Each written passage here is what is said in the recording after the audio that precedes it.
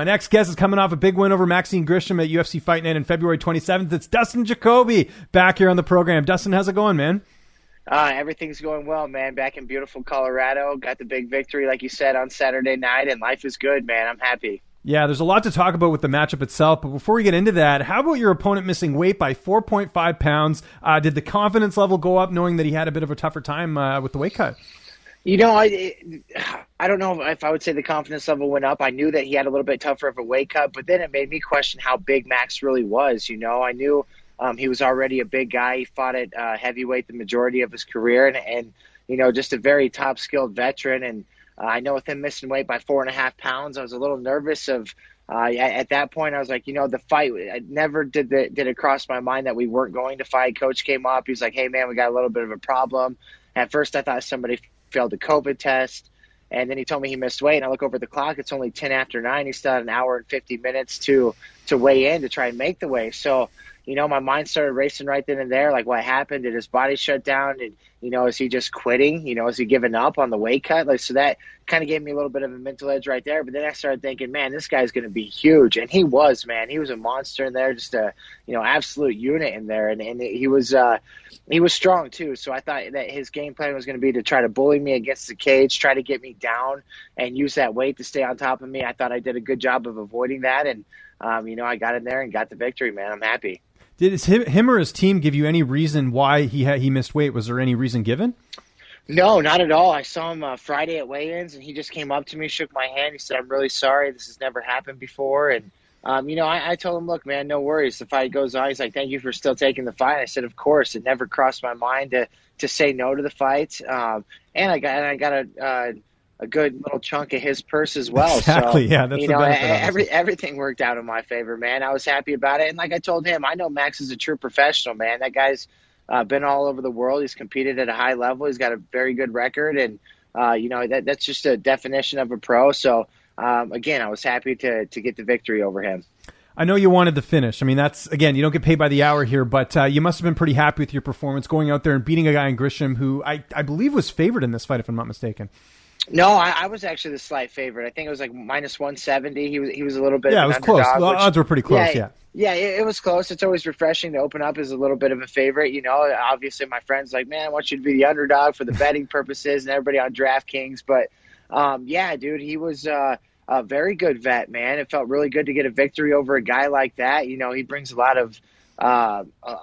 of experience to the cage with him, and I knew it was going to be a difficult fight. I knew it was going to be a tough fight. I really did think, you know, you asked me anytime how the fight's going to go. I always tell you by knockout. I always picture a knockout. I certainly tried to go for the finish, but you know, Max has only been finished a couple times in over 40 pro fights, so it's not an easy task at hand. But the fight went, you know, kind of as I expected. That, you know, I knew it was going to be tough, and I just had to get gritty and grind out that victory, man.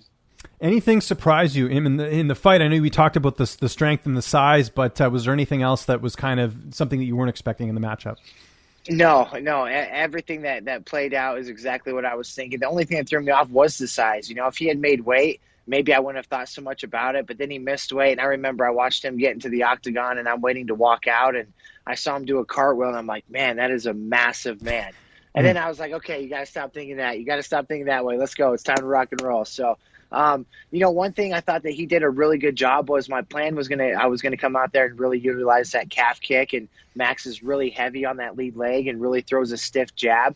But he did a good job of eluding that in the beginning, and he wasn't very heavy on that lead leg. I think, you know, I watched the fight Sunday night for the first time, and you could tell there was a lot of respect shown between him and I. He respected my power, I respected his power, and it was a back and forth battle. And you know, a big part of my game plan was chopping that leg down, and I thought I did that early and often, and it was effective, and it definitely added up over the course of 15 minutes. It goes to the judges' scorecards. How confident were you had the win in your head going there? Because you never know with the judging, right? Hey, man, honestly, I was super confident. I told Coach, I was like, we won that fight. I was like, there's no doubt in my mind we won that fight. I thought I did a great job of eluding the big shots. I thought he was trying to bully me early on up against the fence. I thought he did a good job of – if you saw early on, he had me there, and I was really trying to get out, but I was stuck, man. He was strong, and I finally did circle out and get away, and I was like, okay, I can't be there anymore. He did catch me with a couple nice shots, but nothing. It's to my no, I was never dazed in the fight. Everybody was asking me, did you get rocked? I never got rocked, but the weird thing was the whole day was a daze. From the moment I woke up, I just kind of chilled all day. Which was fine, I knew it was time to flip the switch when we started headed over there, but I'm in the back and everything just seemed like I couldn't really, I wasn't there. It was like an outer body experience. Very different, man. It's weird because I am such a veteran. I've been through this many, many times, and I never had an outer body experience as strong and as hard as that one hit me. And I felt like the fight flew by. I felt like it happened quick and it was over quick, but with that being said, the whole time I was confident, man. It's almost like I just seen it. I manifested it. I truly believed I did enough. And when they said my name, I wasn't surprised, man. I was more surprised when they said by unanimous decision victory. Then I went, oh God, I was like, who won? I was like, unanimous. I don't think that was unanimous for anybody. Mm-hmm. And then they said my name. I was like, okay, I did win. Thank God. Yeah. That threw me off when they said unanimous victory. I'm like, wait a second, who won that fight unanimously? Yeah. But, hey, man, I was happy to get the win, and again, I was confident in the decision. So there's a website called MMA Decisions where the media can actually, put their scorecards here, and I checked it out actually before we did this, and I noticed that nine media members scored the fight for you, 6 scored it for him. You mentioned it being a close fight. I'm assuming that doesn't surprise you, or does that surprise you? No, that's actually kind of, I'd have it about like that. I mean, yeah, it was a close fight. I thought that you could probably give him round 1 just with, the little time he spent. And then at the end of the first round, I watched, I completely forgot about that too. He caught me one time at the end of that first round and finished on top. And my brother, we were talking afterwards, my brother was like, dude, he finished round 1 on top. And I was like, no, he didn't. I was like, I was only down 1 time. And he's like, dude, you were down. I was like, no way. And then I rewatched the fight. I was like, oh shit, man, I was down. He did finish on top. So I completely forgot about that. And so you can maybe give him 1, but I thought I won rounds 2 and 3, and I thought 1 was still fairly close. So, again, man, I knew it was a close fight. I didn't really expect a unanimous decision, but of course I'll take it. How did you celebrate that night? Back in the hotel room, eating some good food, watching the rest of the card? Yeah, we had a good buddy of mine and a bunch of family and friends came from Springfield, Illinois, and he rented out the Emperor's Suite at Caesar's Palace, and that's nice. Where I had 30 Jacoby fans in there, and they were all watching, family and friends. And I went back to the room. I showered up. I had another buddy who lives in California. He drove out, and then he picked me up at the complex there and took me over to the suite and walked up there and had a very warm welcome when I walked in. So cool. That was a lot of fun, man. And just hung out with those guys, sat around, ate some pizza. Actually, we got some pizza and drank a few beers and just talked and enjoyed each other's company. Good for you, man. Now, obviously, win's still kind of fresh. When are you looking to get back in there? When would sort of be the ideal time? Because I know you got that trip coming up, right? Yeah, I leave. I just got back home late last night. I've been here today hanging out with my dog, going out, got a little bit of grub. It was cool. I went across the street to this place I usually go to, and this guy, the owner, accepted me with open arms, man, was happy about my victory. He caught my meal for me, so that was really cool. And, nice, look at you.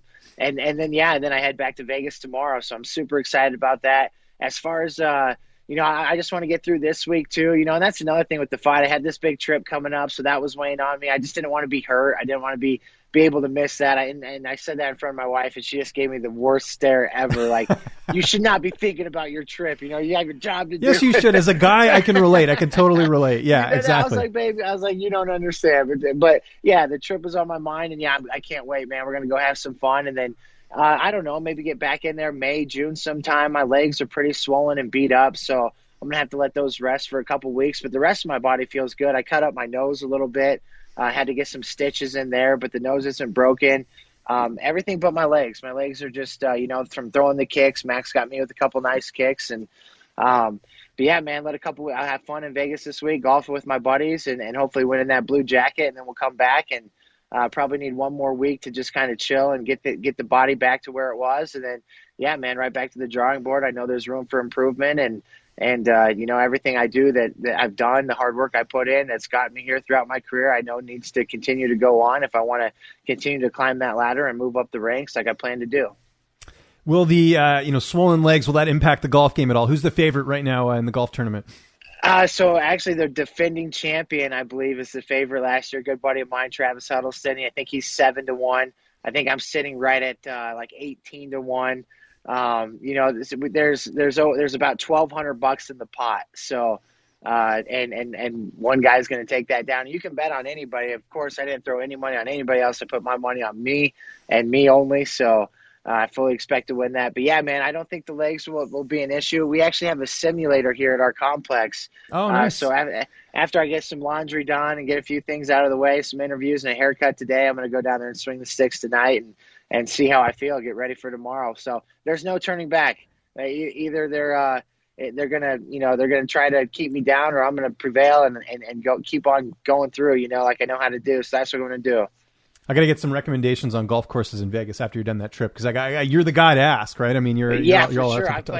I've played all over Vegas, and we got a couple new ones slated for this trip. So I'm excited. I'll get back to you and let you know how I shot, how we played, and what the courses were like. Yeah, for now, I'm just doing the driving range. Going to go golfing again. I went golfing like 3 weeks ago, 2 weeks ago, I think. Or no, maybe it was 3. But yeah, it's still needs some improvement. I just got some new used clubs, so I'm kind of like now I'm in the groove of them. I've done the driving range I think every week basically since I got the club. Nice. So it's been going good. The shots are getting a little bit straighter, but I need to work on my putting, obviously. So yeah, the thing about golf, man, is there's so many things that have to go right in order to hit a good shot, but one tiny little thing that can go wrong, you hit a terrible shot. But the cool thing is, every single person that swings that golf club, you go out there and hit 20 golf balls, one time you're going to hit one that it's like, hey man, that brings you back, or you hit like the perfect shot. And that's the crazy thing about it. It's just consistency, being able to do that over and over and over. My biggest problem, and I know a lot of other fellow Canadians have the same issue, is that, I come from a hockey background, so you're used to just, swinging it or hitting it as hard as you can, like you would a puck, right? So my issue is I've got to remind myself not to hit it as hard, because that's obviously when, you're spinning over the ball, or it's going in the wrong direction. So I have to kind of keep that controlled, sort of shot, right? So right. I totally get it. Yeah, so there you go. You can relate to that. And sort of last question here: any opponents interest you? I know you're not a guy to really, get on the mic and do sort of the, the Ric Flair, like Michael Chandler type thing that we saw, a couple months ago. But is there anyone that you're looking at right now in that top 15 or even outside there that would interest you? Not necessarily. I'm just going to let my management team do their work. Find the right opponent. They do such a great job of getting me the right opponent, getting me a good opponent to keep the climb going. So I'm just going to let them do their work. Again, I was expecting to get a finish of Max. I did not. So I'm just going to let the cookies fall, the chips fall where they may. And we'll see who's next, man. The goal, though, is to, continue fighting guys just ranked ahead of me, just to climb up in there. And I truly believe, man, in one or two, just a couple more fights, man, I'll be knocking on that top 15 door and maybe go get another big win here early summertime and see what's next. Maybe have a victim picked out after that. Good stuff, man. Well, go enjoy your trip. I'm looking forward to it. I'll be peeping the IG stories to see what you guys are up to there. Man, for sure. We'll be living vicariously through you here, for sure. So that'll be good, man. But seriously, congratulations on the win. Anyone you want to thank, any sponsors, any social media, I'll give you the last word. Yeah, man. Of course, first and foremost, my family, my friends, my team at Factory X, led by the OG, our general, Mark Montoya, just a great mentor and great leader for all of us at the X. And also my team at Landau Performance, where we do strength and conditioning. It's very high level, and I could not do what I do without those guys. My management team at Iridium Sports Agency, those guys, they're knocking on the door to managing over, close to 100 fighters in the UFC. And every time I deal with them, they make me feel like I'm the only guy on the roster, which is super awesome. Those guys, I'm very thankful for them. They do such a great job. And I have another big sponsor of mine, Revivid Sport, CBD. They've been in my corner. They helped me along the way. Their product's great. I actually just got a code and everything that I'm going to get put out. So a lot of people ask me about the CBD and where they can find it. I'm going to get that out there. They can go to their website and get some discounted action on that. So those are the guys on my team, always looking to grow. But just big thanks to my family and friends, man. Here on this nice little run I've had at the Apex, 3 in a row, and I've had a crowd of 30 or more people come out for every one of them. A lot of guys the same, new faces every time, but just a great group of people. I'm blessed beyond measures and incredibly thankful for them and the support system that I do have. So, and guys like you, James, always good talking to you and getting my story out there, getting just, what I have to say out to the people. And I appreciate you guys as well.